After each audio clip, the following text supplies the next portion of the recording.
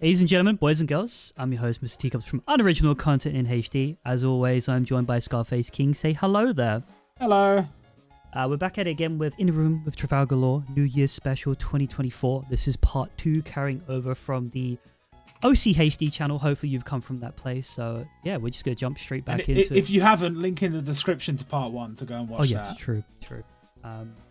Yeah, so I think we were talking about a lot of negatives in the previous one. Well, we were talking about life. And we were talking life. about content, and I don't want to talk about that anymore. What I want to talk about is what have you been enjoying in 2023? And maybe some of the stuff you're looking forward to enjoying in 2024. Let's talk anime, let's talk manga, video games, everything, anything.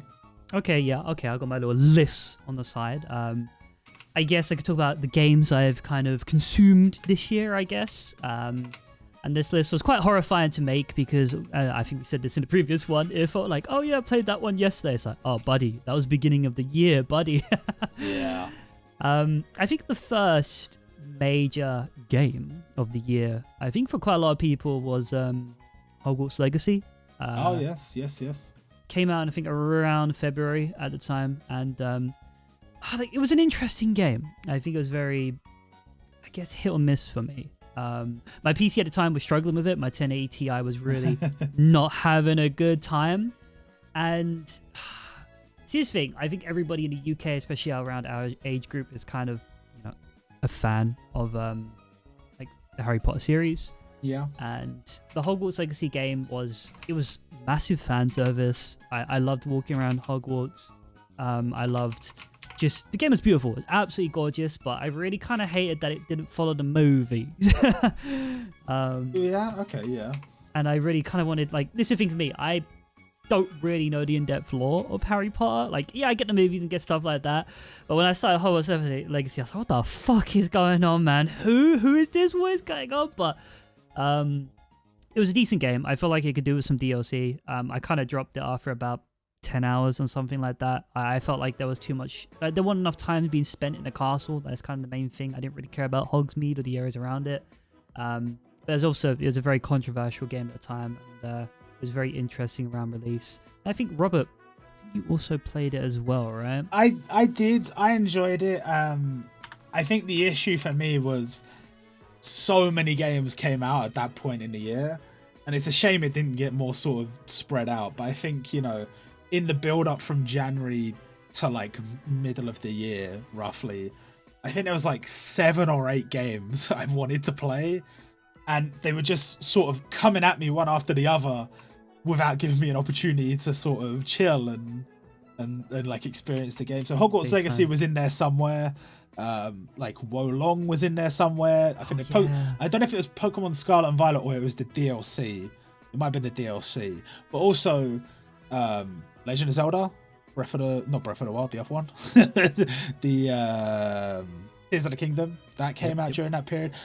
There was just this list of games, and it was getting longer and longer, and I wanted to play all of them. Luckily, a few got delayed, so that was good. But it just meant that, like, I would jump onto the new game when it came out because that's when all the hype is there, and that's when I want to play it. But some of those games I didn't go back to. And I tried going back to Hogwarts Legacy recently, but I ended up getting distracted again. So that's a shame, but I actually think it's quite good. It's just, I don't know, there's definitely a little bit lacking. Like you said, a DLC could maybe remedy that. And who's to say that wouldn't happen? I don't know. But also, I think just a new game. Like you said, like you like the original story. 100%. Like if they were to revisit that in like the same sort of style as this game, but make it based around that story, that could potentially work, or potentially a different period of time. I don't know. Like maybe they focus on like after those movies, like focus on Harry's kid or whatever and his adventures, and you can see like some of the older people. But then again, like a lot of the actors have sort of died. It's kind of weird. Like, are you going to include them? That's a bit odd. So I don't really know. But I feel like there was definitely some potential there. I'm slowly not becoming a fan. What's not becoming? It's becoming a hater. I'm becoming a hater. That's it. I'm slowly becoming a hater of open world games. That's There are some that just hit the nail bang on the head, like Elden Ring. What a game. What a game. But so many of them, it's like you're just trying to replicate what some other game has done, and you're just doing it worse, and the world feels empty and boring, and I'm just completely uninterested. There's so many like that. And even like Legend of Zelda, like they tried to kick on from Breath of the Wild with Tears of the Kingdom. And to be fair, I enjoyed Tears of the Kingdom. I got like 100 hours of it. But if I'm being honest with you, a lot of it just felt empty. It was like the sky and the underground, and they're all like basically the same size as the main overworld. And there's so much to do. And it's like, actually, I don't know if there was that much to do. There was basically 4 dungeons and a bunch of mini dungeons, and like, yeah, that's about it. That's what it felt like to me, at least. It is kind of cool when you're exploring at first, but after a while, I just sort of the same. It's just the same. Like I haven't finished it. That's crazy. 100 hours. 100 hours. Oh, 100 hours and I haven't finished it. But that's the way I play these games. I get pulled onto like little side missions and get sidetracked, and it's not like I'm trying 100% or anything. I just wanted to explore, and I didn't realize like the underground area was so barren. But I spent so long exploring it, like there must be some cool stuff here. But it was basically just the dungeon, and that was it. So it was a bit like, this is silly. This is not really. It doesn't feel like a true sequel. It feels almost like DLC, like huge DLC, but still sort of like DLC. And I don't know. I don't want to say like didn't live up to my expectations and all that stuff, because I didn't really have any expectations. I like Legend of Zelda. I wanted to play a Legend of Zelda game. That was about it. You got 100 hours, to be fair. And I got 100 hours out of it, so I'm not complaining at all. But in terms of the next game, I just want a tighter experience. I don't need an open world. I don't even really want an open world. It's like, I don't think games have to be 100 hours. Like, I would prefer like a well-crafted like 5 to 10 hour experience. I mean, to be fair, that game probably doesn't need to be that long either. I'm just taking my time with it. But it's not 10 hours, is it? So. True. That's fair. Wait a minute. This is when my boomer brain and everything's going wrong. Did Scarlet and Violet come out 2023 or 2022? Well, see, that's what I was confused by it. Like, I feel like it might have been 2022. But there was DLC this year. 2 DLCs that came out, like, quite separate from each other. One of them was, like, within the last month or so. So I think that might be why it feels like, it was ages ago. Because there was Scarlet and Violet, and there was also Brilliant Diamond and Shining Pearl, and Pokemon Legends Arceus. And I think they were all like 1 year after the other, pretty much. So it's quite a condensed period for like new Pokemon games. I see. I'm going to quickly Google it because I want to know, like, when did it actually come out? Zombie, no. Because I'm just going to complain about that real quick. Oh, okay. I think I did play at some point this year as well. Pokemon Scarlet. And yeah, man, I feel like a lot of video games nowadays, I'm just regretting putting my money down, and I just want a refund. Like, Pokemon Scarlet was a complete steaming pile of trash, and I regret paying, I think, like it might have been like £32 for it. It was a waste of money. Like, I don't get how the Pokemon company can get away with just producing absolute trash, and, you know, they sold like, I think 30 million copies in the first week. That's probably why they can get away with making absolute trash, because they're just going to buy it anyway. And of course I bought it anyway, so it's a self-fulfilling prophecy, but man, it was bad. Oh my god. Like, it was like I was PS2 game on the Switch. Actually, I think most PS2 games would have run better, and this thing, like the Switch is as powerful as a PS3. Honestly, embarrassing. Absolutely embarrassing game, horrible effort, and I hate every single moment of it. And why the hell does Pokemon, in this day and age still, I think I complained about this with Pokemon Sword and Shield, has no voice acting for a company, well, the largest franchise in the world? It's just... No. Well, that's one thing I found fascinating was I started up the Pokemon Masters EX, and it has voice acting. Oh, bro. Yeah, like I was like not everything, because there's like loads of really dense stories in like the story mode and the events tab and all that stuff. But like every character, when you pull them, they'll say something, and it's not just in English. They have other like voice acting for like if you want to choose Japanese or whatever. Like there are other language options, so they've actually done it properly. And it's just not in the main games. I assume that's for various reasons, but obviously eventually all these characters will get voice acted because of the anime, so that seems strange. It kind of just takes me out of experience, man. I think I said this before, but it just gives me flashbacks of like running Pokemon Sword for the first time. There was this huge bombastic intro, then this, I think the announcer character's mouth is just moving and it's just dead silent, and I'm like, oh wow, I've just been pulled out of this experience straight away, and it's just low effort. Like if you're gonna show me this and you're proud to show me this straight away, holy fuck, what have you got in store for me next? I feel, for me, you know what it feels like? I feel like Pokemon Scarlet and Violet, but also Sword and Shield, and probably the last like few mainline titles. It feels like someone's made an incredible batter for a cake, and then they've taken it out of the oven 20 minutes early. And it's like, this is barely a cake. But like, I can see the effort's been put in. I can see, you know, you were following the recipe. You're on the right track, but you just didn't finish. And those games are like, to say they're unfinished, they're playable games.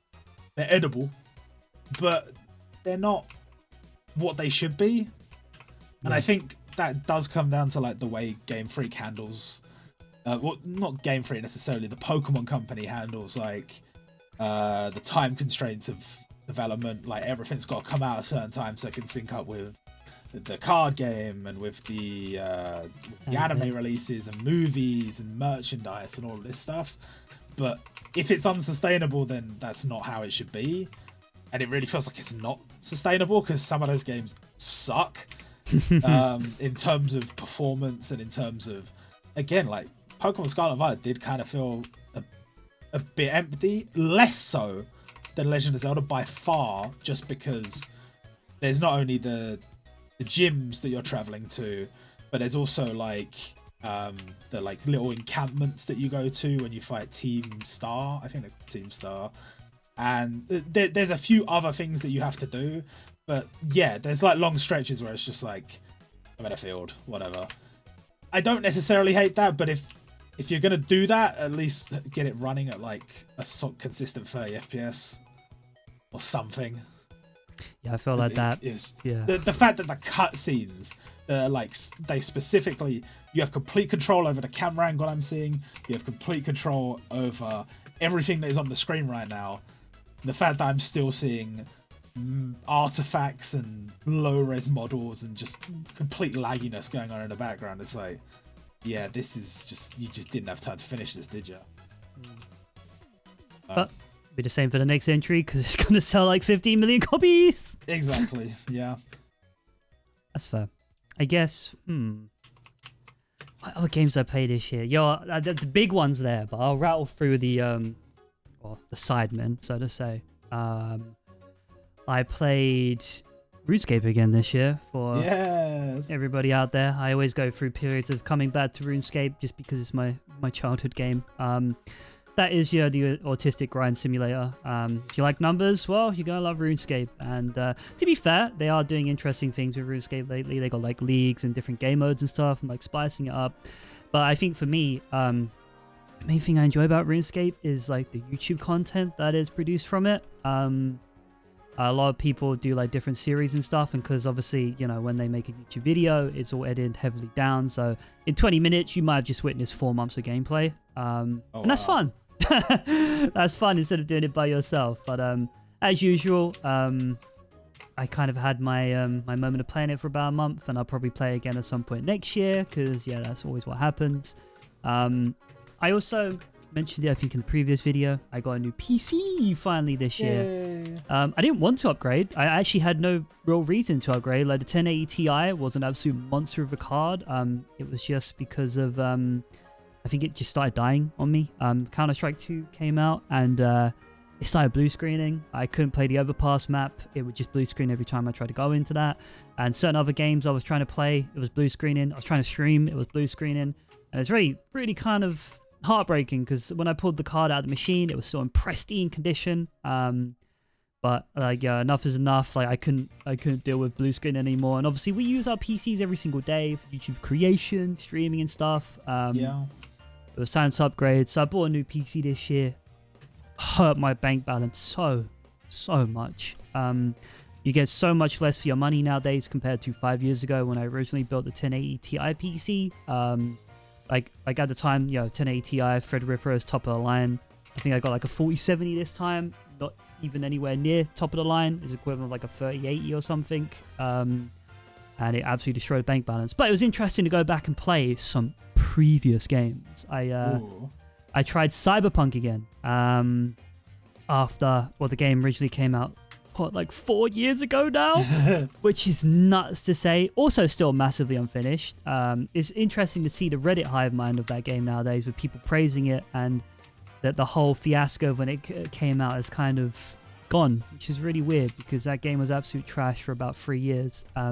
But this is the thing. So yeah, I got to run ray tracing, and the new technology I think is like path tracing or path something for the first time, and the game looks absolutely fucking gorgeous. But it would kind of hurt to be running a brand new PC, running this new tech for a 4-year-old game and see like, oh, I'm getting like 50 FPS.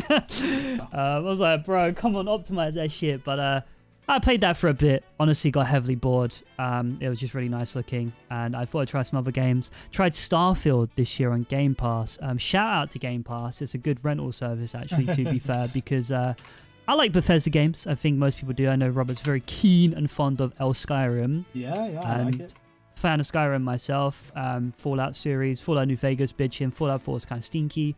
Starfield was very kind of hyped up, but I didn't buy into the hype. I wasn't actually really interested in Starfield. I just wanted a game to play, and boy, played it on stream for I think about 4 hours. I generally felt like I was going to fall asleep. The game's bad.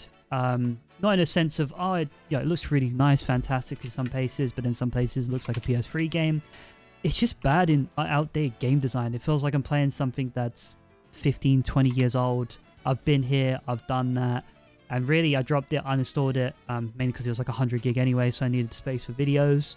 There seem to be a lot of these games I'm playing nowadays. I'm not really paying a lot of time, and I'm kind of like, and they take up so much space as well. Another one is Modern Warfare 3. The beta came out this year for that.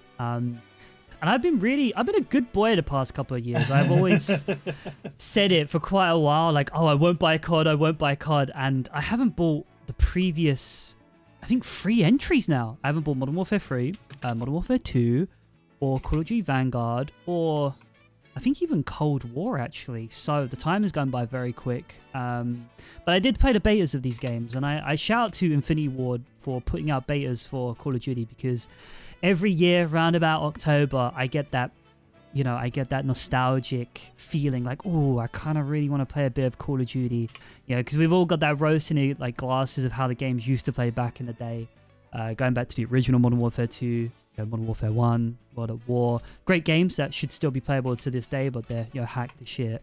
But yeah, they release a beta, I play it, and it kills any hype I have for the game, and I don't end up purchasing it anymore. And glad I didn't, because Modern Warfare 3 was an actual DLC. Like, no joke, it was a DLC that at the last minute, they were like, oh shit, make this a full game. And the whole campaign was like just arenas and stuff like that. It was actually incredibly embarrassing watching the reviews and stuff like that.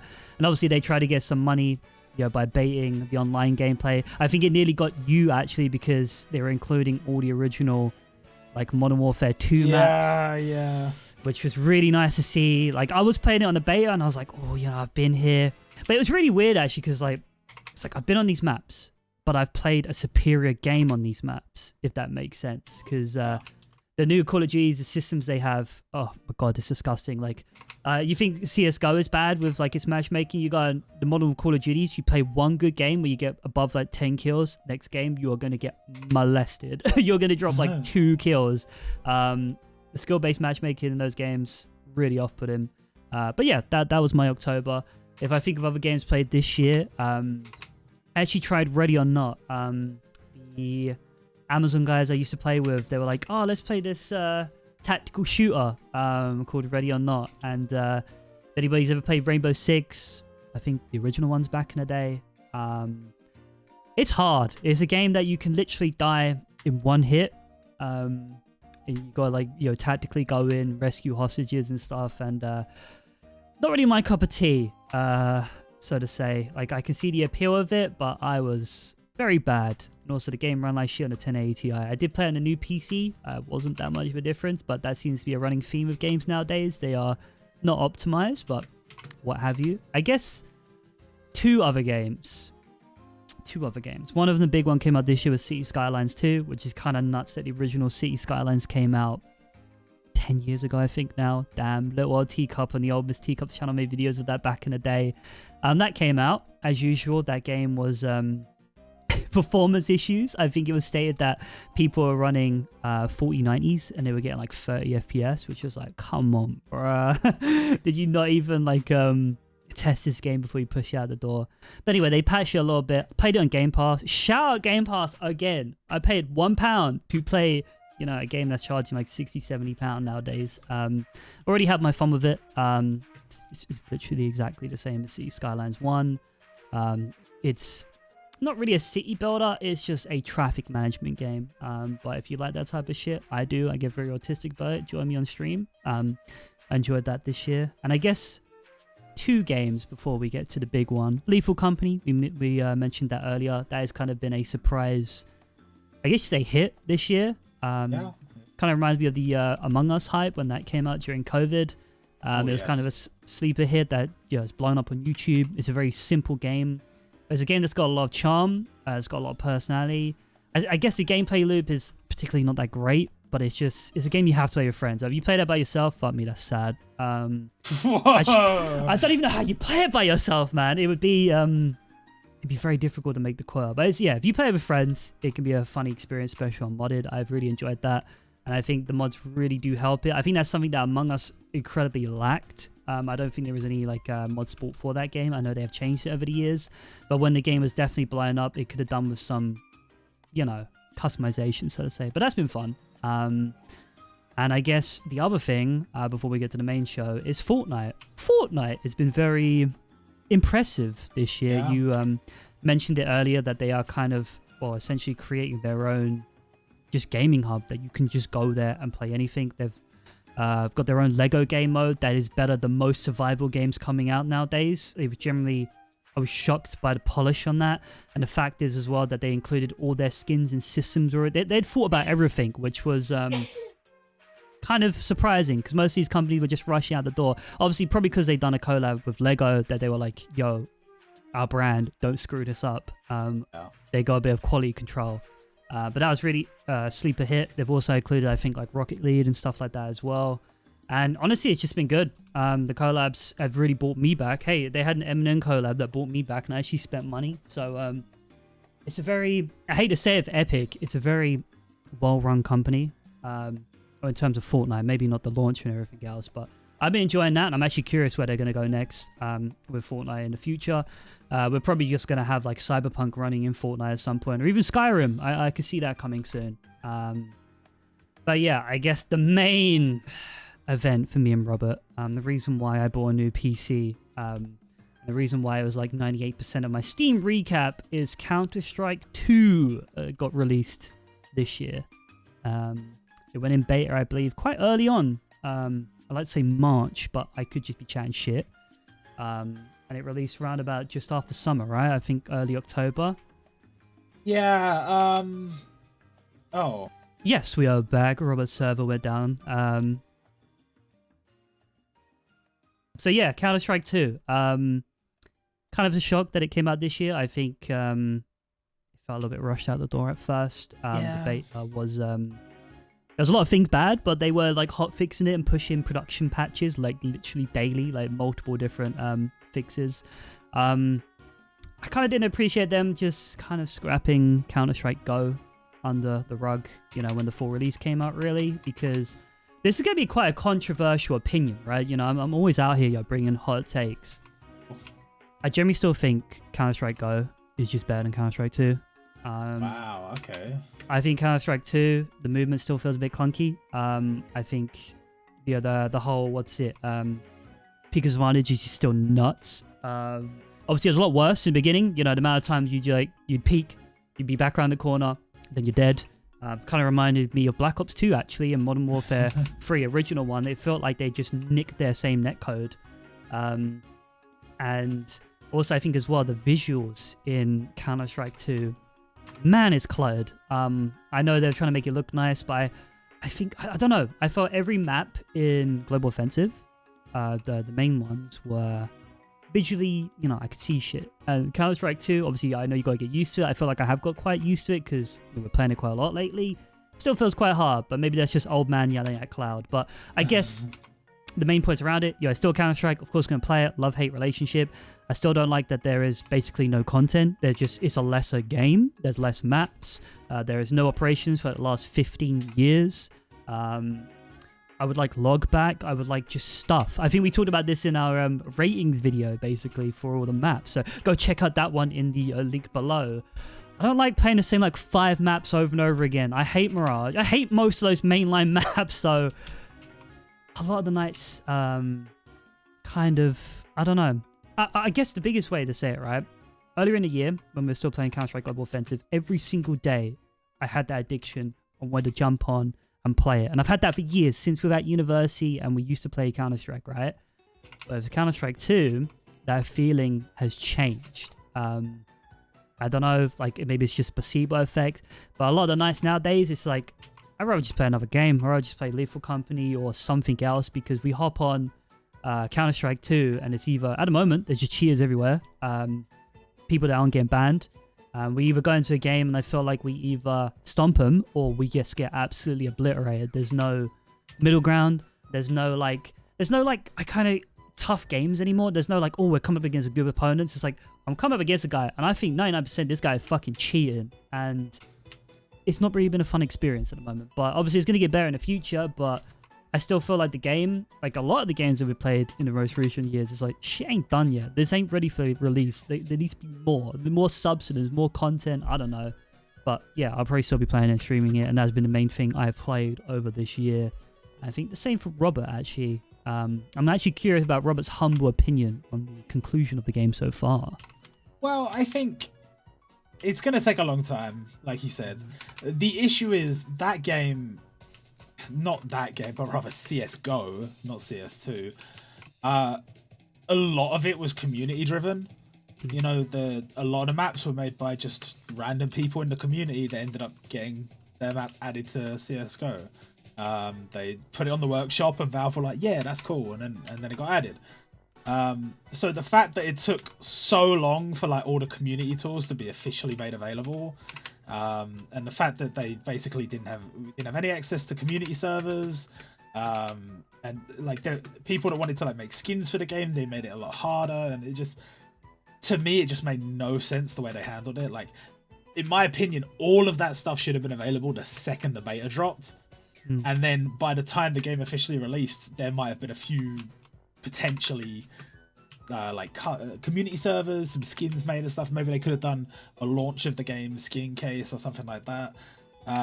Plus, with the way the game has changed, we're sort of in a position where everything's way more complicated. And, I was watching FreeClick's Philip video the other day, and he was saying there used to be a simplified version of maps and a prettier version of maps. And the idea was that for competitive matches, you had the simplified version because you didn't want all of that clutter there, and you wanted it to be the raw experience of the game. And then you had the prettier one for just people that just wanted to play the game and enjoy the game. But it's too much work to maintain 2 different versions of the same map. It's not feasible. So how do you handle that? And the answer is basically you have to just have one map, and it has to be a perfect balance of this is okay to run. There's not too many problems running the game. It is okay from a competitive standpoint in terms of the visuals. Also, it still looks good. And they've been trying to strike that balance, but I don't think we're there yet. We're close, we're getting there, but we're not there yet. And I think that's part of why, you know, you said like the game like looks ugly to you, like compared to CS:GO, because they've tried to make it look pretty, but they've made it look cluttered instead. And I think I can see how that could potentially be fixed in the future, and it probably will be fixed in the future. It's gonna take a while to get there, and it is taking a while to get there. And like we were hoping for a operation after a few months, but realistically, I think we're going to see our first operation probably this time next year, something like that. Oh no! And the fact that like how long does it take to make a map? Considering it's going to take longer than CS:GO, because people will have less experience using the current tools and the current things they've made available compared to, you know, all the stuff they used on CS:GO. Plus, everything has to look a certain amount better than it used to. True. So you have to think about that as well. It's not easy. It's gonna take a long time. So I don't know how long that is, and I don't know what's an acceptable amount of time. But for me, every week we go by where it's just the same like handful of maps you can play, that sucks for me. I don't enjoy Premiere because I don't like the way we always did it was like there was enough maps where we could like put all the maps in, and then like if there's 5 of us, we veto 5 of them, 1 each, and then we just go in and play. But now there's not really enough maps to do that, so it's like we normally just kind of do all the maps. But then it's like if we're not playing competitive, we're playing Premiere, there's less maps even still, and you don't really get the choice element, because like yeah, you're voting, but it's like you sometimes find yourself in a situation where it's like all that's left is maps I don't want to play. Yeah. And that's not really a game I want to play. It's not fun. That's not how it should be. Like I know like say for example in like Call of Duty, you just load into a random map a lot of time. There are some where you can like queue a specific map, Nuketown 24, something like that. But for the most part, it's just like you get what you're given. But the difference here is it's supposed to be like a competitive thing, and it's like, imagine you wanted to practice like one specific map, you'd have to play competitive. You couldn't do it on Premiere. But there's hella cheaters in competitive. So it's like, and some people will say there aren't as many cheaters as you say, but it's like ever since we downloaded Eliteify, I can literally see like this guy's like silver elite level ranking, and it says like his aim is like close to global elite in the world. Like it's one of the best aims on the planet according to the rating. And I'll just be getting my head popped, and I'll look on his Eliteify profile and be like, yeah, he's banned on Faceit as well. And it's like, why am I playing against these people? I don't understand. But just the game, they haven't sorted that out yet, and it's just where we are. And some people will deny it and say, no, you're lying, there's not as many cheaters. Bro, there's cheaters out there. Like, I'm bad at the game, but there's cheaters out there. And I don't really want to play that. Yes. And goes back to what you were saying about COD, and you said, I've been good, I haven't bought it. And, you know, I was close, I won't lie, I was close this year. But I have realised that it's not that game looks fun, it's that the old Call of Duty games are fun, and I want to play those games, and I can't play those games, and so I'm hoping that these new ones will sort of scratch that itch, but I know that they won't. So I have to like be the mature adult and say I'm not going to buy that, and I haven't, and yeah, it's like you can bring back all the maps, but the game is fundamentally different, and part of that comes down to, I guess, they got to try and monetize the game in different ways nowadays, but the fact that there are some gaming experiences like Elden Ring where someone can just drop a game that's just absolutely incredible, and I just play, I just give them the amount of money you pay to get a game, whether that's like 60 or 70 pound or whatever, and I just get this amazing experience that I'm going to play for ages. Legend of Zelda sort of falls into that category as well. I mean, I got 100 hours out of it.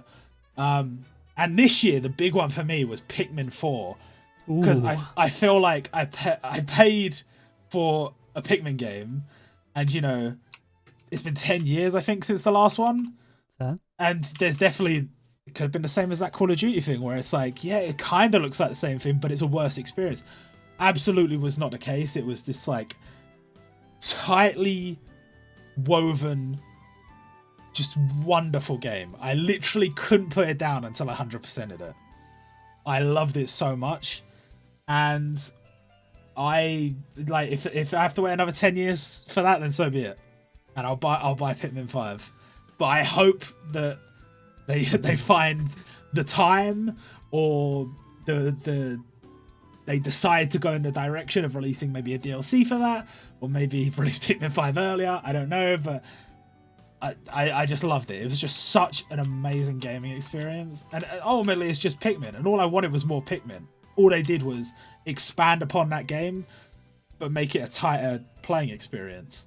And in HD. And in HD. You know, considering how some of the games look on Switch, the fact that that hardware produced a game that looked that beautiful, I was blown away. I was genuinely blown away. And for me, I can't really ask for much more. I got exactly what I asked for. So it's rare nowadays. It's rare, right? And so I had no complaints about that game. I enjoyed it to death. And I think more games need to provide that, you know? They need to just go, you know what? Let's just drop heat. Let's not worry about all the like in-game transactions and all this stuff. I mean, I guess you got to make your money, but so many games are focused on that aspect above all else. They forget the game part. Yeah, they forget the game part. You know, I was playing, you know, the beta of Call of Duty, and it took me so long to get into the game. I ended up not even playing it. Like, it was trying to advertise some skin to buy. It's like Spawn, the like superhero. Yeah. It's like, oh, buy Spawn now, and so, brother, I've not even played your game yet. Why would I buy a skin?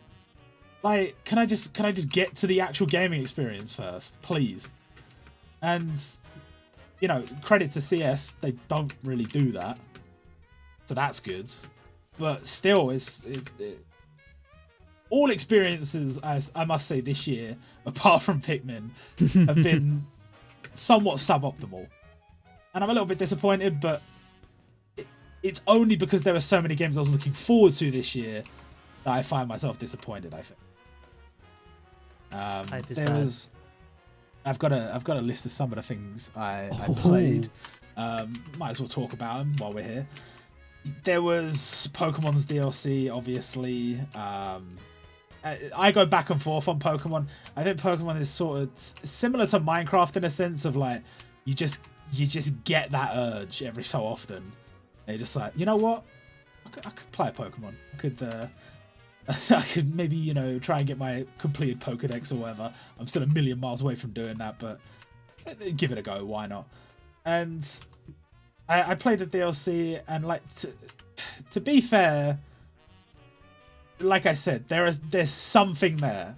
It's just not finished. And that I shouldn't have to pay full price for that, but at least it's not like these other games where it's got like all these microtransactions and bullshit. There are some shady things the Pokemon company does, but it's not like I'm buying a shiny hat for my Pikachu that costs £15. Soon. Like, I mean, maybe in some games, but not in the main titles. So fair play to them for that, at least, bare minimum. I bought a gaming experience, and to be fair, I got it. When I played the game through, yes, I experienced glitches. Yes, it was a bit of a laggy mess, but ultimately, I did have fun.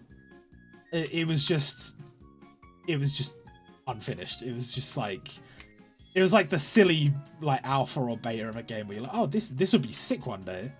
But oh, this is it though. But this is it. One day never comes. Hogwarts Legacy, obviously, at some point I'm gonna have to go back to. I did play a decent amount of it. And that's the beauty, like you said, the beauty of a game, something like Games Pass, is that you can like rent a game out and see what it's about. The beauty of owning a game is if I get too busy or I end up getting distracted by something else, I can go back and I can just pick that up at any point and I could just give it a go. And I think moving forwards, you know, the whole rental service thing, like we could talk about that for ages, like Netflix and Disney Plus and all this stuff. Like the idea of not actually owning the thing, it has its bonuses in some ways, but there's so many negatives. So it's like, I appreciate that services like that exist, but I need there to still be the opportunity to own a full game and to either buy the physical version or a digital version that's not just going to suddenly disappear. Then one of the games that came out this year, Wo Long, I was really looking forward to it. And when it first came out, it was just in that stint of like, so many games came out at once, I didn't have time to play it.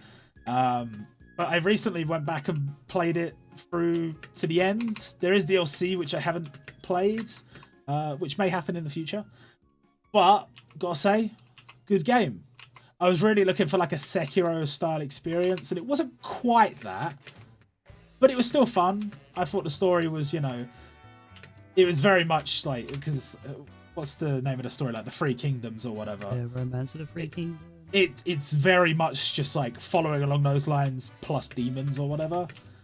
But hey, it was good enough for me. I'm not a big story guy in games, like unless it's like an absolute banger. I get my story from anime, I get my story from movies, from TV shows. I don't necessarily need it in a game, as long as the game's fun. But the story was serviceable, I would say. Then, what else did I play this year? Minecraft, always. We're back on it again. Should have seen that one coming. Then, I'm trying to think what else. Oh, here we go. I've got some more on my list. I played Minecraft Legends.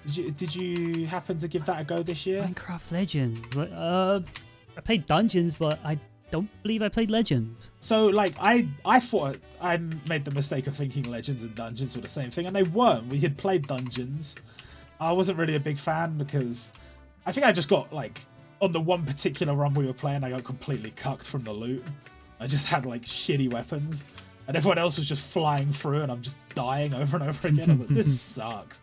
But I would say I played Legends. I didn't hate it. But it definitely, I don't know. It's basically just a different game entirely, and they're just like putting the Minecraft branding on it. Okay. And like it's still got like sort of, you know, the models of Minecraft and some of the characters of Minecraft, but it was just like, from a gameplay perspective, it was something completely different. And it's just like, yeah, but it's Minecraft because it's got like creepers in it or whatever. And I don't hate it, but like I played it for like an hour or two and I was like, that's enough. I don't really need any more. And then obviously Lethal Company we spoke about. Pikmin 4 I spoke about. I actually went on a bit of a Wario Land free binge. That's an old game. Ooh. On the Switch, whatever it's called, Virtual Console. I was really enjoying that for a while. Never got around to finish it, but I was close. I got a lot further than I did when I was a kid. I love those games. I really do. I hope they do see fit to release a new Wario Land in the future. I played the finals. This is one we've talked about, not on the channel before, but I spoke to you about before. Not for me. Again, still has that kind of thing of like microtransactions, get this new character, get this whatever.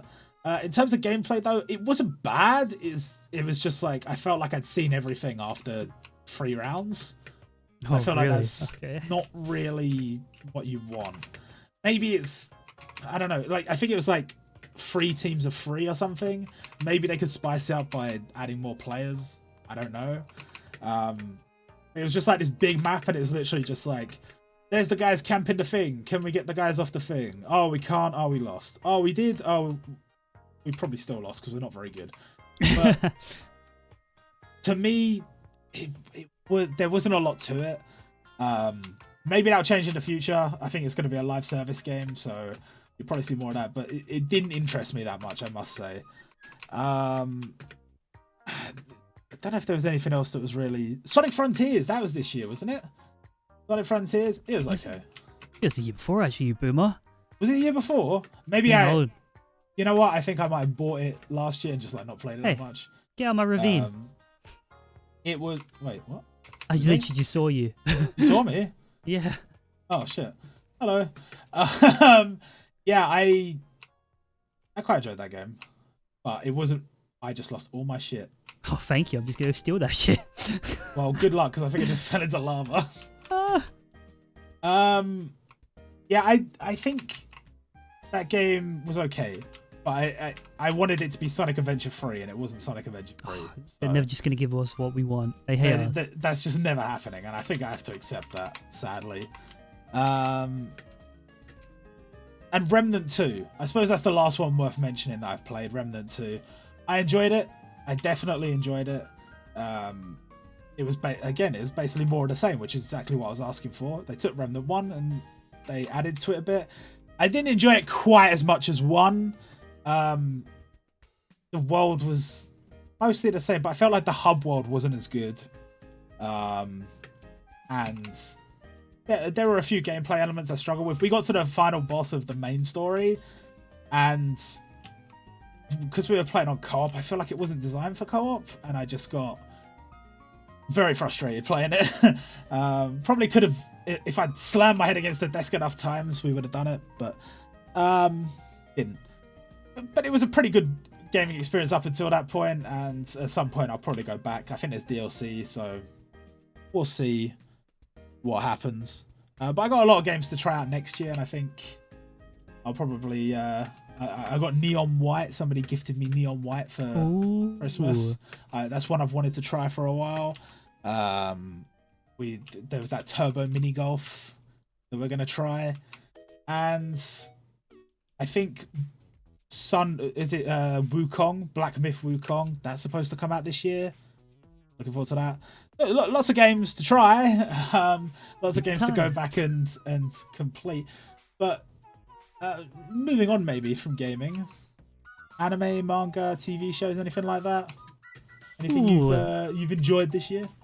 Let me just rip them off real quick. Let's go for anime, I guess, first, and manga. So quick section, I guess. So the only manga I read is Chainsaw Man. I'm up to date with Chainsaw Man. You're up to date with Chainsaw? That actually surprises me. Yeah, I literally just got, because I was around my parents, I was like, fuck, I'm just gonna read it. I was a bit confused at first. I was like, what's going on? I'd say part 2 is not as good as part 1, but you know, you can't beat part 1. It was just so good. But it's in a very interesting place right now, and I am quite enjoying it. And yeah, that's the only thing I'm really up to date on now. So that's a quick section. Moving on, anime. I consumed quite a bit of anime this year, I believe, on stream from Robert's recommendations and stuff. Some of this stuff did start the previous year, but I believe I finished it like some point earlier this year. One of them was Blue Lock. Yeah, we watched all that on stream. Was watching it weekly. It was fun. I never really got into sports, like anime, shonen stuff before. I always thought it was kind of stupid. And to be fair, it is kind of stupid. Like when you just watching Blue Lock and the thing they're talking about, I was like, come on, bro, this is just retarded. But it was good. I liked that the main character was a bit of a penis. And it wasn't all friendship is magic stuff like that. It was generally, you know, people wanting to become footballers. It was quite interesting. And I'm looking forward to season 2. I actually did start reading the manga. Whoa. But the thing is, for me, sports, like stuff like that, it just kind of needs to be animated. Like I wasn't really enjoying reading the manga, so to say. But also it does suffer from the Dragon Ball type of thing of like, we got one like 10-minute game. Oh, it lasted 15 episodes. Like, come on now, bro. But that was good. I did enjoy that. I tried a few other things this year. I think Yaomushi Pedal was this year. I hope it was. If not, I'm getting old and I'm getting dementia. Yeah. That was more of a friendship is magic type of thing, but I quite liked it. The cycling is whatever, but I did enjoy the story. You know, just this nerd that, you know, he loves like, what's it, the ball thing, so he cycles a lot. It turns out he's really good at it. I got like 30 episodes in. I probably will go a little bit further. I was kind of shocked to find out there's like 15 seasons or something. There's quite a lot. I'm surprised you can do a lot with cycling, but enjoyable. I kind of do recommend it. I gave Hellsing a go. I think I watched a couple episodes of that with Alucard, who comes up quite a lot in our quizzes. It was interesting, but I kind of like, I don't know. I think I watched like 2 or 3 episodes and kind of lost interest and dropped it. That's kind of like a lot of things really. Same with like, I think I watched Black Lagoon. I think that's the right name. Dropped it. Like honestly, bored me to tears. Oshi no Ko, I watched the first 2 episodes of that. The first episode was basically a goddamn movie. This is a controversial opinion. Absolute crazy good opening. One of the very best. Yeah, the song is nuts. But the show itself didn't really grip me. The guy is an absolute... It's just kind of creepy. I'll be real, but like the doctor is like this like 15, 16-year-old girl, and he gets like reincarnated as a like son. I just spoiled the whole first episode, but like I was like, whoa. I was like, bro, like yo, Japan is flyers, but here in the real world, I'm like, this is a bit sus, bro. But you know, it was okay. Like if the opening wasn't that good, I don't think a lot of people would be enjoying it as much. Same with Hell's Paradise. I think I watched 2 episodes of Hell's Paradise. Opening is like, hey, hello. Like probably like the top 2 openings of all time. It's so fucking good. The actual show itself was alright. I probably should, catch up and keep going with it. Then I guess the last thing in terms of anime relation, maybe controversial opinions here. The One Piece live action actually released on Netflix this year, and I think it was like 8-9 episodes. We got to like the Arlong bit, and I'll say this honestly, like I know, this is the thing, like a lot of people say, oh, for anime adaptations, for a show itself, very good. I very enjoyed it. Watched it all on stream. I like some of the changes they made, and some of the changes they made did make sense. I think the cast were very well, like yes, the cast were good, except for Zoro. Even though he's the highest paid actor, I think he's a terrible actor. Everybody else really nailed it, and I was really enjoying it. Really looking forward to season 2. But because of the production on that show, that's probably gonna be a while. I feel like by the time they get to the Grand Line or whatever, they're gonna be like 50. But that has potential. I really did enjoy that this year. But other than that, didn't really consume much else. I probably should find the time to consume some more anime. Like Robert's given me a list of like, I think Zoom 100 and other stuff. I can't remember the name. There's one about an elf, and she's like an elf, and she's got memes. So I might watch that. And yeah, but other than that, I've consumed a few TV shows this year, to be fair. I think a lot less than what I usually do. But I guess the main thing is I watched all of the Sopranos this year, actually. Ooh. Kind of a critically acclaimed TV show from... I was a bit too young when it came out. I think it aired originally in like 1999. It lasted like 6 seasons until the early 2000s. Like, it's an 18+ show, so I wouldn't have watched it growing up. It's kind of like a predecessor to like shows like Breaking Bad. It was kind of revolutionary for storytelling at time. But I'd say it's fucking brilliant. It's very good. It's one of those ones where it's like a character study. It is literally about the acting from the characters and the world they're in. It is really good. It's got one of the most controversial endings out there. And yeah, I really enjoyed it. All 6 seasons flew by. It's just absolutely amazing. I could recommend anybody to like watch it. I'd say it's up there with Breaking Bad in terms of like this thing. Breaking Bad is amazing, and it's a lot of nostalgia for me. I'd say both of them are just head to head in terms of probably the best shows of all time. So Wow. Yeah, that good. I could recommend that to anybody out there. Then going to other TV shows, I've really forgot what I've watched this year. I watched the Boys spin-off called like Gen 5, I think on what's it called? Amazon Prime. The Boys is very good. I think season 3 was the year before, waiting for season 4, so they've done this spin-off. Was very good. It's interesting to see Arnie's son play the character in there called Golden Boy. A lot of nepotism there. Yeah, like at first I was like, wait a minute, he looks so familiar. Like his facial structure, but I was like, I can't pinpoint it. I was like, oh, he's not as buff as his dad, but I looked up and said, oh, it's actually his son. So I was like, oh, fair enough. But it was good. Anything The Boys is pretty decent, to be fair. And the ending was quite good as well, because a couple of the main characters came over. So I'm curious where they're going to... Because I think they're tying in both the worlds in like next season, so that'll be interesting. But yeah, like we had Disney Plus this year, and I think Disney Plus is one of those services that unless you really, really like Disney stuff, you're not getting a lot of value for your money. Like I rewatched all the Pirates of the Caribbean stuff because I just felt like a binge for that. But in terms of original content, man, that place is kind of dry. Very barren. But it is something quite bad. We've been rewatching in the background as white noise pretty much every season of Family Guy.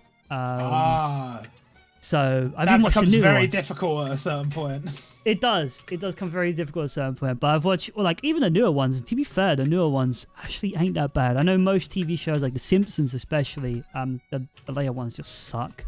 But the Family Guy, not too bad actually in the later seasons. And actually, when you go back to watch some of the earlier ones, man, it was rough back then. No wonder it got cancelled. But yeah, watch that. And around my parents, they're watching, oh man, it's a boomer ass TV show. I don't know if you had ads for it on Amazon Prime. It's called Reacher. It's about this. It's a book. Like Tom Cruise did a movie like adaptation of the book years ago, but he really doesn't play the role of the main character because the main character is supposed to be this big, like, beast of a man, like an absolute mountain, and he's supposed to be this intelligent, like, agent or whatever. But anyway, I'm watching around my parents. They're watching season 2, and if anybody's seen the ads of it, the show made me cringe so hard because it's about the special investigators.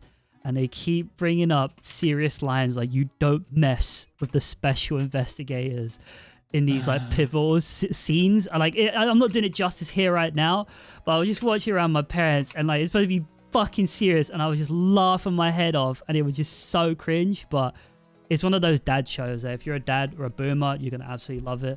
But yeah, I watched those. Can't think of any other TV shows. And if I can't think of any other TV shows, they weren't really good because they're not rememberable. In terms of movies this year, the only things I went to the cinema a couple of times this year, but not as much as I wanted to. I did go to Barbenheimer. I didn't actually go to Barbenheimer on the same day because that would have killed me because Oppenheimer is like a 3-hour plus movie. Saw that in cinema, and to be fair, very good movie, but it's not something I'd ever watch again because it's fucking too long. But also, once you've seen it, you've seen it. Great visual effects. It's just a good movie. I think the sleeper hit for me was Barbie. Like, Barbie was a very good movie, very enjoyable, very colorful, very playful. I'm not gonna be one of those YouTube channels that really goes in depth about it, but I enjoyed the story. I enjoyed Ryan Gosling because he's literally me. But he plays Ken very well. He should get an Oscar for it. He was very enjoyable in it. Even the musical numbers I enjoyed. I could have done without the whole rant of a woman complaining about her life like halfway through, and I was like, actually, I'm not even gonna get involved with that. It was a good movie. Enjoyed it. Probably the best movie of the year, to be fair. And I can't really think of anything else. So around my parents, obviously around Christmas, we watched some movies and that. Watched like the latest Mission Impossible, and it's kind of weird to watch that because it's got obviously Tom Cruise, and obviously he's been doing Mission Impossible for like 30 plus years now. I think it's about 30 years, and it's kind of weird to watch basically a very heavily Botoxed 60-plus-year-old man try and be an action star. Like, he's not, what's the word I'm looking for? He's not like a Jason Statham. He's not someone who's got that screen presence like, oh man, this is the action here. It's like, man, it's like this like 5'2" midget that's this old bumbling man running around the screen. It's like, yeah, but yet the film grossed like $1 billion. So like, what do I know? But to be fair, it wasn't a bad movie at the end of the day. It was quite enjoyable. Interesting that it advertised itself as a part 1. It was like a 3-hour plus movie. It's like part 1 and part 2 is coming out, whatever, at some point. But in terms of movies, I think that's literally all I can remember. So, yeah, I think actually overall this year, I've actually consumed less, which I guess is good. I guess that's healthier. But I feel like this year, as I'm getting older, I'm more selective with what I'm consuming. I feel like I'm not giving stuff, I'm not that, like, I feel like I'm dropping things a lot quicker. I'm like, if this is shit straight away and it's not gripping me, I'm dropping it and just going to something else because my time is valuable. All of our time is valuable. And I feel like I'm just remembering the quality in the background, which I guess, hopefully is a good thing. So, yeah, I think that's been my year. This is where Robert just gets out his fucking encyclopedia. Well, manga, let's begin. Well, okay. Well, let's start with, I guess, anime TV shows. I just finished Vinland Saga Season 2. I watched the first core of Season 1 when it came out, and I was waiting for the next one. I was like, oh, I'll read the manga. I couldn't really get into the manga, which was the same problem I had with like Attack on Titan back in the day. And I was like, you know what? I'm not going to force it. I'm just going to wait for the anime. and I ended up waiting a long time because I waited all the way through core 2 of season 1 and then all through season 2, both cores. So when that was all finished, I was like, okay, let's watch it. And it was really good. It was really, really good. I highly recommend it. And I think, I don't know, I'm kind of happy I didn't read it. Ooh, I feel like okay. if I was reading it, I think it would have been a bit too dense for me, because it is technically historical, because they are based on real characters, but it's like loosely based, I guess. But I think some of the events that are happening are at least sort of what happened. So I feel like in the manga that might have been a bit too much, but it works in the anime, for me at least. So I was enjoying that. I will say one thing which might surprise you is I've been watching a lot more dubbed anime this year. But that's not because I'm like, oh, I prefer the dub over the sub. It simply comes down to I've been trying to optimize my time a lot more, and I can't really watch a subbed anime while I work on other stuff. It's not possible. Huh? Yeah, there are certain shows where I just want to give it my 100% attention, and I don't want to work on something else while I'm doing it. And in that case, I will watch it subbed. But with Vinland Saga, I was like, I already kind of watched the first season, or half the first season. I didn't really want to give it 100% attention to watch something I already watched. So I kind of ended up watching the whole thing just dubbed, and worked for me. Yeah, I thought it was pretty good. Then I'm currently watching Bastard. Ooh. And I have to say, this is a bit of a weird one for me to talk about, because in terms of like the main overarching story and certain elements of the story and the openings and the endings and some of the design choices, absolutely incredible, 10 out of 10. In terms of large portions of the story, and I know it serves a purpose because it's supposed to be sort of a parody, but it's the sort of like the perverse side of it. It's like, I've never been one to be bothered by fan service. I know some people are like, oh, too much fan service, I can't watch that one. This is the first series where I was like, this is too far. Damn. He's just straight up molesting characters in the middle of scenes, because it's I feel like some of this stuff is like supposed to be like a panel in the manga, and it just pops up and it's like he's such a pervert or whatever, Such a dingus. And while I'm not a big fan of that, I feel like it's there and then it's gone and then it's whatever. But in terms of the anime, some of those scenes are just on the screen for way too long. Some of the storylines become like, it's literally just like, the whole thing is like a power fantasy, but it goes beyond power fantasy, because it's like imagine you were this guy and he's super strong and he wins every battle, and it doesn't matter what happens, he always wins and he always gets the girl, and he's got all the girls, and like all he has to do, this one girl comes along and she tries to fight him, and she's like, oh, I'm gonna beat you, I'm gonna kill you, and then within 5 seconds he turns it around to, you have been defeated and now you're in love with me. And it's just like, Relate to that. I understand there's a parody, so maybe it just doesn't quite read with me in the same way that, like, not exactly the same, but with Gintama, I can appreciate that Gintama is a good series, but I wasn't quite on the same level. I didn't quite get along with it in the same way that a lot of other people do. So I understand that, like, some things just aren't going to be for me. With this, I feel like it's annoying because there's something there that I really enjoy, but that something just keeps on like getting interrupted by a bunch of bullshit I don't care about. And I feel like if you're gonna go to the lengths of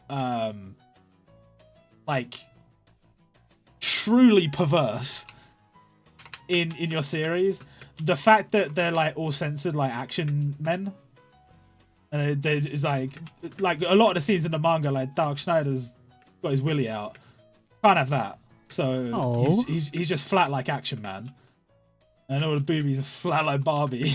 And it's just like, it's like, who is this for exactly? Because if it's for a pervert, like, well, they're not going to be happy. But if it's for like, you can't show that to like anyone below a certain age because it's still too far, and you wouldn't watch it with your family or anything. So it's so weird. It like, I don't know. I feel like they didn't quite get the balance right. But there's potential. There's gold in them hills. They just need to. I don't know. There's a season 2 that I've not got to yet. Maybe it's better. I'm not sure. But it's a very like. There's elements of the sort of series that are like very interesting because it is from the perspective like a parody / a gag, but it has every so often these like really cold, really awesome moments. Which Gintama did that as well. It's like, ha, gag manga, ha, fart joke, and then it's like, oh, he's fucking people up. That's crazy. So I don't know. I don't really know how I feel about that one. I'm also watching Shangri-La Frontier. So far, so good. So far, I don't really have any complaints to speak of. It focuses. It's like one of those ones where it's like he's in a game, but he's, you know, it's almost as if he's in real life. But it focuses a lot more on the game aspect. Like he's actually leveling up and he's trying to find ways to use his gear to like skip through stuff and beat bosses he shouldn't be able to beat and stuff like that. And like he's trying to find like in-game events that like nobody else has found yet. And I think that's really cool. And I think whenever a series provides you with a setting of a video game and you're like, I want to play that game even though it doesn't exist, I think it's done a good job. And that's exactly what it did. So enjoying that so far. Obviously earlier in the year you already talked about Oshinoko Hell's Paradise. Did you mention that? I can't remember if you did, but I only watched 2 episodes, so. Well, I ended up reading it. I watched the anime was great, but I ended up reading it, and I think it's pretty solid reading experience. I don't know how far the anime goes in, so I'm not going to go into too much detail. But yeah, I think it's pretty good, and the anime, from what I saw, was a pretty nice adaptation. But again, like I didn't see it through to the end, so it might be one of those ones where the first few episodes were good and then it went stinky, but hopefully not. And Yowamushi Pedal, sadly, as you said, you were talking about Yowamushi Pedal, I have watched all the anime, so I'm up to date on the anime. And so the obvious thing to do is to go and read the manga. However, as it stands, there's no way for me to do that in English. So speaking of what I was speaking about before, about how it'd be nice to actually know Japanese, I can't consume that series for love nor money. The only option I have is there's one dude who has translated it. However, he hasn't put it on the page. He's just like written it in a note document, like a text document. And so you've got to like read the text document along with the untranslated scans. It's like, to be fair, I mean, he's at least done the translation and he did that for free, so I'm absolutely not going to complain, but it's just not the way I wanted to experience the series. It's a series I'm very invested in, a series I really enjoy. It is available in other languages, so if I wanted to learn French, then I could read the series in French, but I feel like that's a roundabout way of achieving my goal. So I don't know what I'm going to do. We'll see on that one. In terms of movies, I really didn't watch a lot this year. I watched One Piece Film Red, which was good. I really enjoyed it, and I think Uta was a nice addition to the series where it's like, is she canon? Yes, sort of, kind of, not really. But I mean, she's mentioned, it's the same as Shiki. It's like, we saw a silhouette, we heard the name or whatever, so it definitely happened, even though physically the elements of the movie could not have happened in the story. But I liked it, and I think that's the kind of movies I like, where it's like, well, yes, technically it's not fully 100% canon. It's like, this could have happened, where it's like, when you go back to the old One Piece ones, where it's like, oh, this is where Luffy got his Gum turns into a giant power-up, and it's like, oh, what the fuck is this bullshit? This didn't happen in the story, and it's stupid. So I thought that was a pretty good movie. I didn't really watch a lot of movies. I don't watch a lot of movies in general. I'm trying to think if there's anything else anime. Definitely manga. In terms of anime, no, I don't think there was much more. TV shows. I watched the American Shameless for the first time this year. I've rewatched the English one. I hadn't watched all of it before, so I rewatched the English one, and then I switched over to the American one. Both very good. Ooh, and definitely highly recommend. I would probably like the English one is a little bit harder to get into if you haven't seen it before. I think the American one is probably a lot easier to get into, but I think they're both solid series. I think there are some very good highs in the English one early on, and it's sort of, for me at least, dies off towards the end because certain characters leave and stuff like that. I think the American one has a similar issue, but it's a bit different because it's not so much about characters leaving and it's more just a general, some of the storylines kind of fell off because they were recording it during COVID and all this stuff. So they're both good. They're both worth watching, and I recommend both, really. They're both quite long, so if you want something that's like you put in the background while you're cooking your dinner or whatever, that works, I think. And from watching that, one of the characters in the American one, he got his sort of chance to be a lead role in a series called The Bear. And that one is a highly recommend. I really think, like, I think it's on Disney Plus if I remember correctly. If you haven't seen it, you should definitely watch it. It's about a chef. I'm trying to think what spoilers what I can mention. I don't know, but basically it's about this restaurant and this chef, and the chef is the brother of the person who used to own the restaurant, but now he has to run it. It's sort of, how do you handle that, and where does he want to go in his life? And because he was like a chef at like quite a prestigious establishment before, and now he's a chef at like essentially like a hot dog shop, something along those lines. Ramen. So it's like, it's completely different.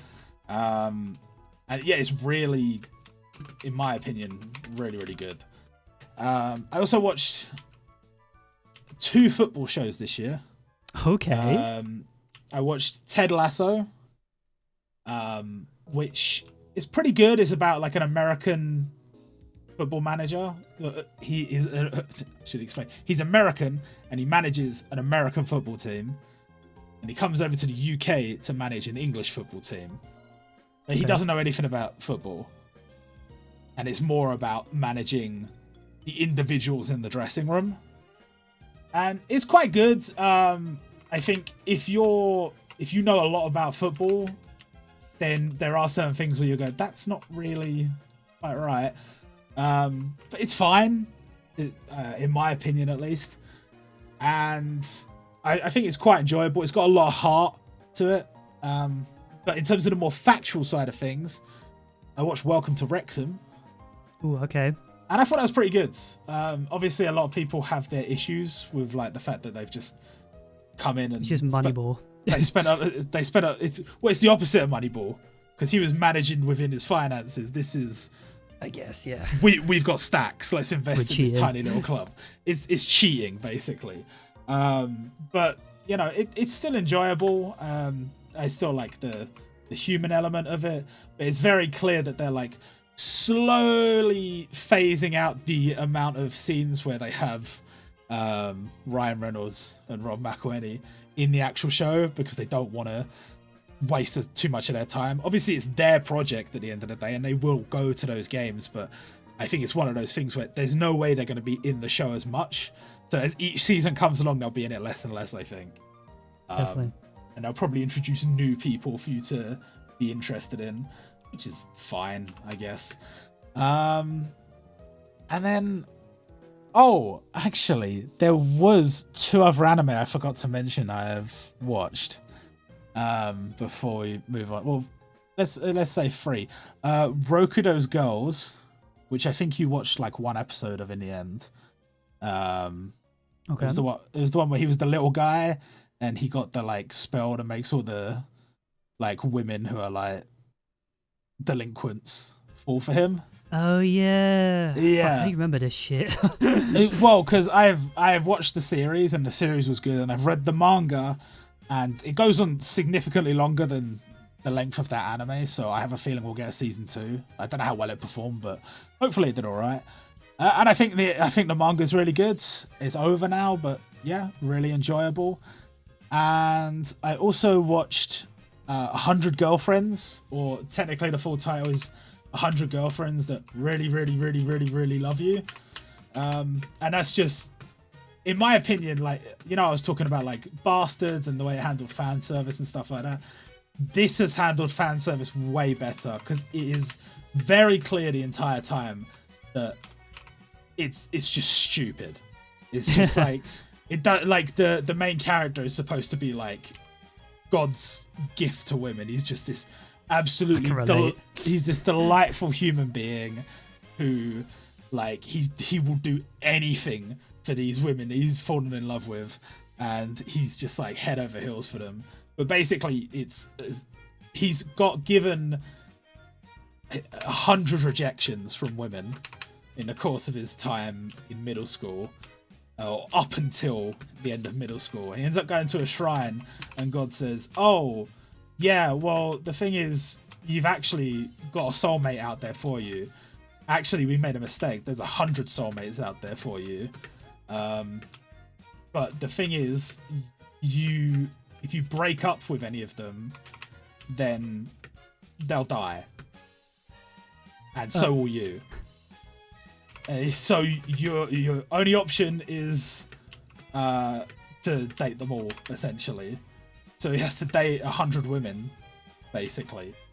And it's absolutely just stupid. That's the whole thing. It's a gag manga, and it's very upfront about that. There is the romance element, but it's just silly. And I found it to be highly entertaining.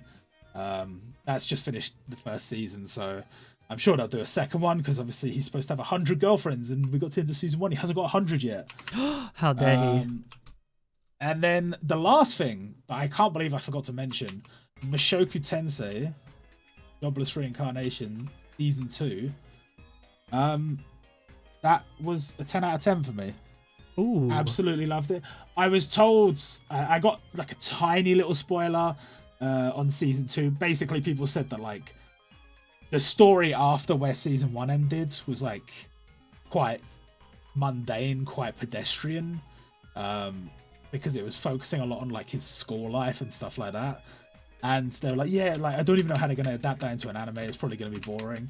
But no, I really loved it, and I'm really looking forward to season 3. Simple as. I don't know when that's going to be, but hopefully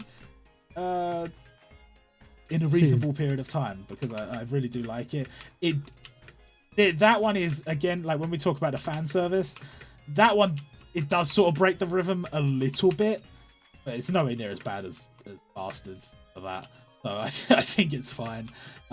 Yes, there are certain things that are just like downright degenerate in that series, but at least it's just very honest about it. It's very just like, this is who this character is. If you're here, then you know who this character is by now, so just deal with it. And I have, and you know what? It's totally fine. That's about it for anime and TV shows. Manga, obviously I'm reading a lot of the Shonen Jump ones. For me, it wasn't the best year for Shonen Jump. But I would say if I had to pick one series that really came through this year, it was Martial Arts Master Asumi, which is, do you remember Hinamaru Zumo? I've heard the name. It's a sumo manga.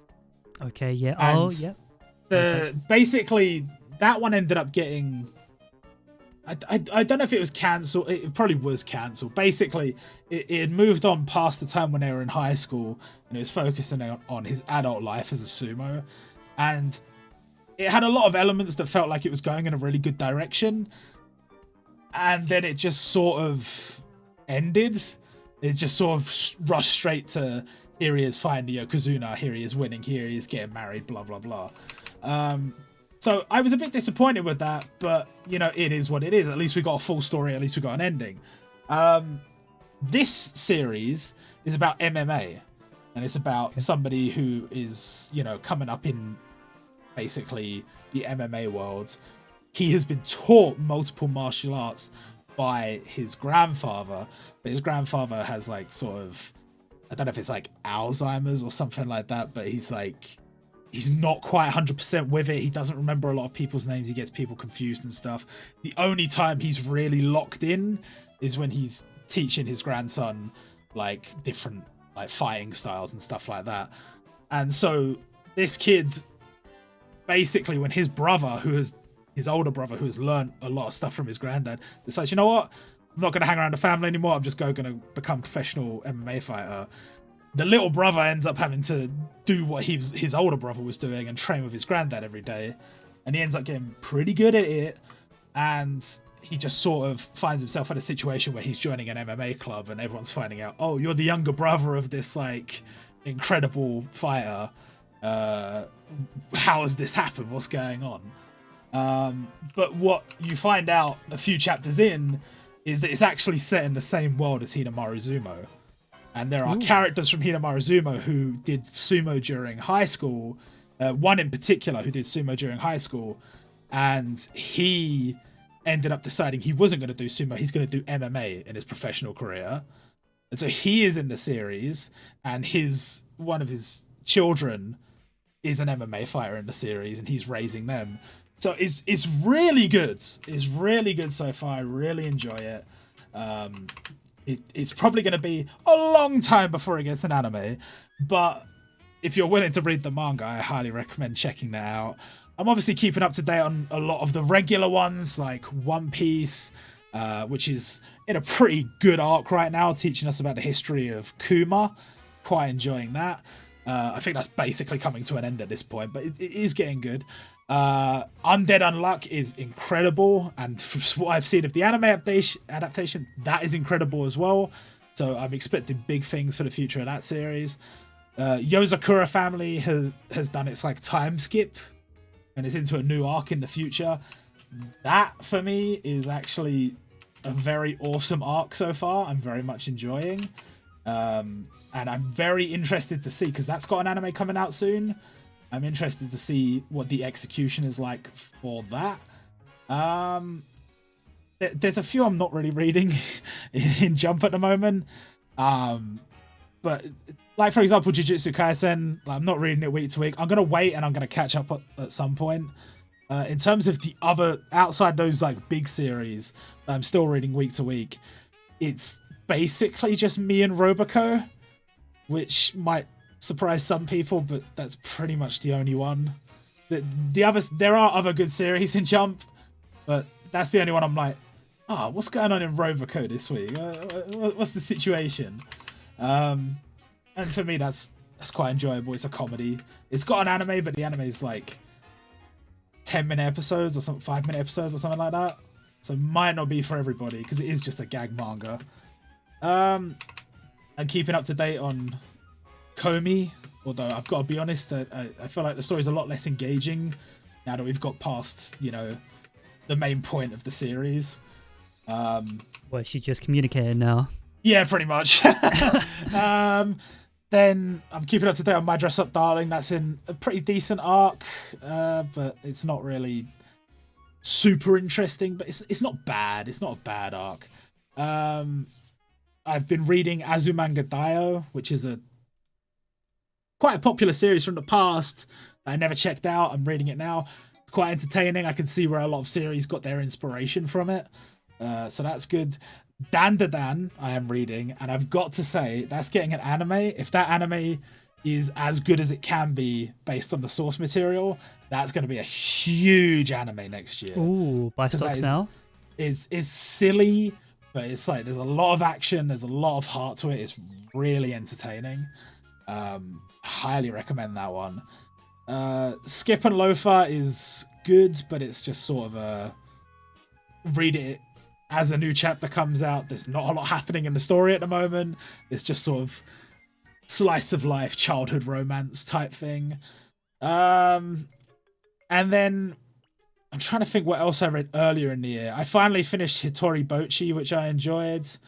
I'm planning to finish Bochi the Rock at some point, but I do have a thing about when you're watching an anime and it's like incredible and it's like, oh, I can't wait for season 2. And then you go and read the manga and it's like a manga format you don't enjoy. Like Bochi the Rock is 4 koma, which means it's like 4 panels in a row, and then you read another 4 panels in a row, then you read another 4 panels in a row, instead of it just being like a long conjoined story.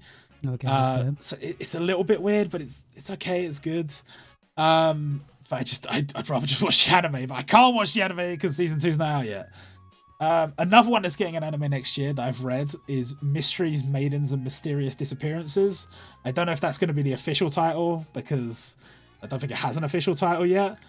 But it's basically about... What is it about? It's difficult to explain. There's this woman who ends up getting some special powers under some weird circumstances, where it turns out that there are these mysterious spirits that have come over from another world, and they're like interfering with people's lives, abducting people, and, you know, seriously affecting people's lives. And this guy, who I guess is like he's not a soul reaper, he's more like, he's just trying to prevent people from getting their lives ruined by these spirits and stuff. He ends up helping her out, but it turns out that he'd been there all along. He was working with her at the same shop as her. So it's a little bit mysterious what the circumstances are that we've ended up in this situation. It's really difficult to explain the story because the start is sort of all over the place, but then it really starts to pull itself together a little bit later. But then there's spoilers. Like, I don't want to talk too much spoilers, so I do recommend it. I'm having trouble finding it translated. There's a certain amount translated and it just stops, and I don't know if I can find the rest translated somewhere or whether it's going to be... I have to wait for the anime. I don't know. But I'm really looking forward to that one. And then, what else? Oh, Ghostbuster Osamu, which was pretty good. It was a Jump Plus series that ended this year. That's a shame. But it's quite entertaining if you want to go and read it. It's about an exorcist who basically only exorcises demons who are otakus. So, like, ones that are obsessed with, like, their favorite anime or their favorite gacha game or whatever. And they're like, they can't pass on to the other world because they haven't got the final SSR in their gacha game, and they need to get it before they pass on and stuff like that. That one is really funny. It's quite short as well, but I do recommend checking that one out. And what else is there to talk? Oh, Reborn as a vending machine I watched this year. It's surprisingly entertaining, but I mean, don't expect too much from it, I guess. But it's just kind of fun because you can turn into different kinds of vending machines. And they really stretched the definition of the word vending machine quite a lot, but actually, gacha. It's quite good. Chainsaw Man, I'm up to date on just like you, and I'm enjoying it very much. And I think the only thing I wanted to talk about that I wanted to hear your opinion on, because I don't know if I've told you about this, is Boruto. Boruto has had its time skip. So we are now in the Boruto equivalent of Shippuden. It's called 2 Blue Vortex. And this is spoilers. I know he doesn't care about it, but some people might care about it, so I'm just letting you know, spoilers. Basically, one of the characters in the Boruto series is called Kawaki, and he's like he's ended up essentially becoming Naruto's adopted son, because the circumstances of his life before that is that he was being experimented on by the people from, you remember Kaguya from the end of Naruto? Yeah. Like, her family, her people. He was, like, being experimented on by them. He'd become sort of, like, embedded with some of their powers and all of this stuff. And Naruto ends up, despite the fact that this guy is, like, kind of a dickhead, and he's caused a lot of problems for everyone, he basically says, you need help, and I'm going to be the one to help you. I'm going to look after you. And at first, it sort of rubs Boruto the wrong way, but essentially they become like blood brothers. And it's pretty good up until the point that everything goes wrong. There's this character who has these powers that basically defy all logic. It essentially makes it so that everybody thinks that Boruto was not actually Naruto's son all along. Boruto was the sort of adopted son, and that Kawaki was the actual son of Naruto. And they think that Boruto has killed Naruto and Hinata. They're not actually dead, they're sealed away, but everybody in the entire village thinks that that's what's happened. And so everybody turns on Boruto, and he ends up having to leave the village. And there's only a handful of people that know the truth, but it's because it's done by powers. It's not just that they've been convinced that that's the case. Their minds have been altered to think that's the case. There's only a handful of people that actually believe it, and one of them is Sarada, which is Sasuke's daughter. And she convinces Sasuke that even though his memories tell him that that's what happened, that he has to believe that she is telling the truth, and he has to just ignore his memories and save Boruto. And so he does, and that's how the time skip happens. Essentially, Sasuke takes Boruto, leaves the village, and then that's his training arc. And then he returns to the village in 2 Blue Vortex, and that's where the new arc of the story is beginning, where basically he had to come back because somebody was attacking the village and he had to stop them. But now we're dealing with the fallout of like everything that happened before that. And it's very different to the way Naruto dealt with, like, you know, the time skip and why Naruto went away and why he went to train. And I was just wondering, what's your thoughts on, like, I don't know, like Boruto in general? Like, I felt like it got clowned on a lot, but I don't think the way they've handled it, I don't think it's bad. I think it's kind of interesting. Well, the thing is like I've actually never consumed anything Boruto related. I consumed the end of Naruto. I still think that was a bit stupid towards the end. I felt that it ended in a fantastic place. I didn't think it needed a spin-off, but obviously money. So I didn't really like at first. Well, I heard at first they were basically just. But it's all these things these series have a problem, right? It's like Boruto is just stronger than Naruto. It's like, oh, come on now, bro. He's basically a god. How are you bigger than Jesus? Like, come on. But well, I don't know if I told you, but like basically, in Boruto, Kurama is dead. Okay. Naruto, in order to beat an enemy that was particularly strong, had to unlock a new ability, and it essentially required him to sacrifice Kurama. He doesn't have Kurama anymore. So he's been nerfed. He's been nerfed. And Sasuke has, like, I think he's lost an arm and he's lost an eye, and he's just... Obviously, Naruto lost an arm as well, but, like, I think Naruto got, like, a proper prosthetic, and Sasuke's just got, like, a stump. Oh, no. I don't know what the situation is there. I can't really remember, but it's very, like... They took precautions to make it so that it's like, yeah, like, you know, obviously they're strong, but, like, we can't really be having them be as strong as they were and have the story still make sense and have you actually care about what's going on in Boruto's life. Okay, makes sense. So, from my perspective, it's like... At first, I agree with you. It was like, what the fuck are they doing? But I understand why they had to do that. It's just a shame that they have to shit on what existed before in order to make it happen. I see. Okay. Like, I'm not gonna lie, it sounds quite interesting. The idea of that time skip. And the premise that's actually going on right now. Like, I might actually maybe have to consume. Ooh. But I imagine it's also quite long as well. It's not too long so far. The only thing is the anime is like pumped full of filler, like to the absolute brim, pumped full of filler.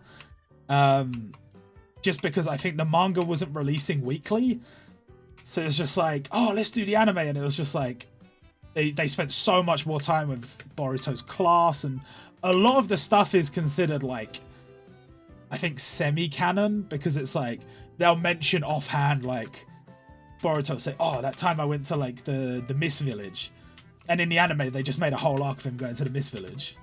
Huh, fair enough. So it's like, it's technically sort of like makes sense, but at the same time, if you didn't see it happen in the manga, is it actually canon? I don't know. but yeah, I think it is interesting if you pick up the manga. It is quite good. I can't really put it on the same tier as Naruto. Like the first time reading Naruto, that's unparalleled. But it's at least doing some interesting stuff in the recent story, I think. Okay. And I mean, I think that's about everything. That's about everything. Yeah. That's everything. It's a whole year in review. We spent a long time talking. Oh, buddy.